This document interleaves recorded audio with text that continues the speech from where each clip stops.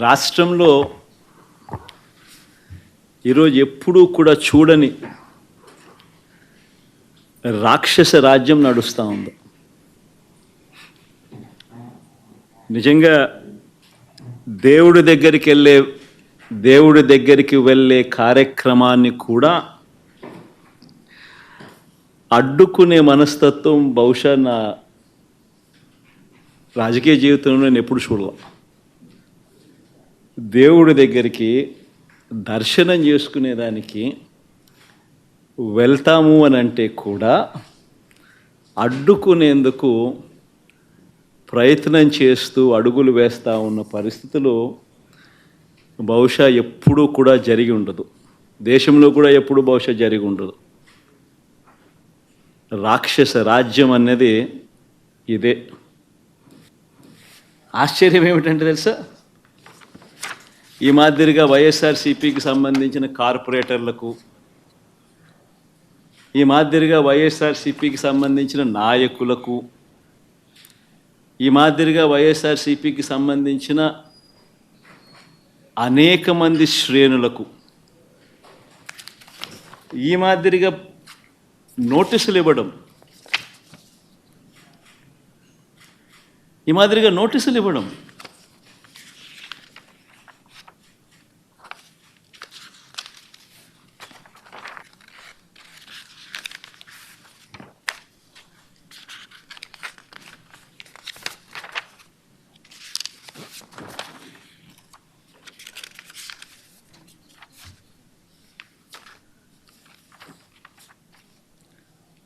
నోటీసులో ఏమని రాస్తారు,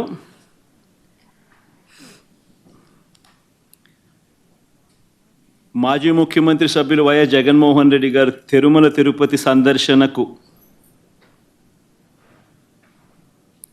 సందర్శన ఉన్నందున సదరు కార్యక్రమానికి అనుమతి లేనందున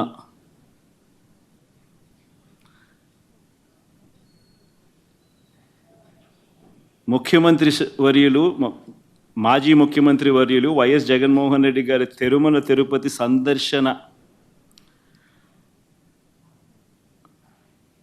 సందర్శనకు సదరు కార్యక్రమానికి అనుమతి లేనందున మీ ఆధ్వర్యంలో కార్యకర్తలతో మరియు మీ సొంత వాహనాలలో బయలుదేరి తిరుపతికి చేరుకొని వారు నిర్వహించే కార్యక్రమంలో పాల్గొంటారని సమాచారం.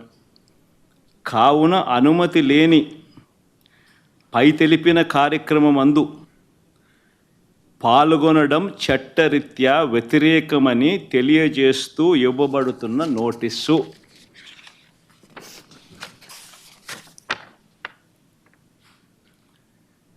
ఒక రాష్ట్ర మాజీ ముఖ్యమంత్రి జగన్మోహన్ రెడ్డి అనే వ్యక్తి, ఒక రాష్ట్ర మాజీ ముఖ్యమంత్రి అయిన జగన్మోహన్ రెడ్డికి తిరుమల తిరుపతి దేవస్థానంలో దేవుడిని దర్శించుకునేందుకు వెళ్తాను అని అంటే, వెళుతున్న నేపథ్యంలో మీకు పర్మిషన్ లేదు,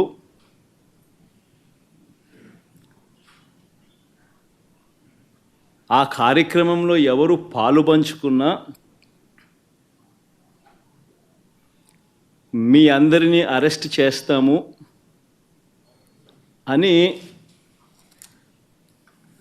గుడికి పోవడానికి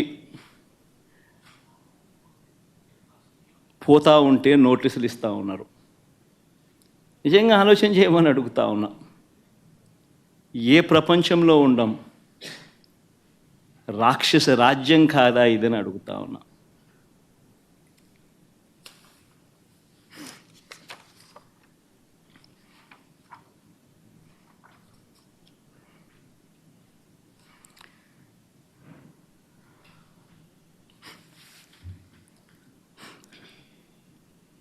ఒకవైపునేమో నన్ను ఇలా వెళ్ళనివ్వకుండా, ఒకవైపున వైఎస్ఆర్సీపీ శ్రేణులు ఎవరు కూడా వెళ్ళనివ్వకుండా ఈ మాదిరిగా నోటీసులు ఒకవైపున ఇస్తూ, మరోవైపున టీవీలలో చూస్తే ఆశ్చర్యకరమైన విషయాలు,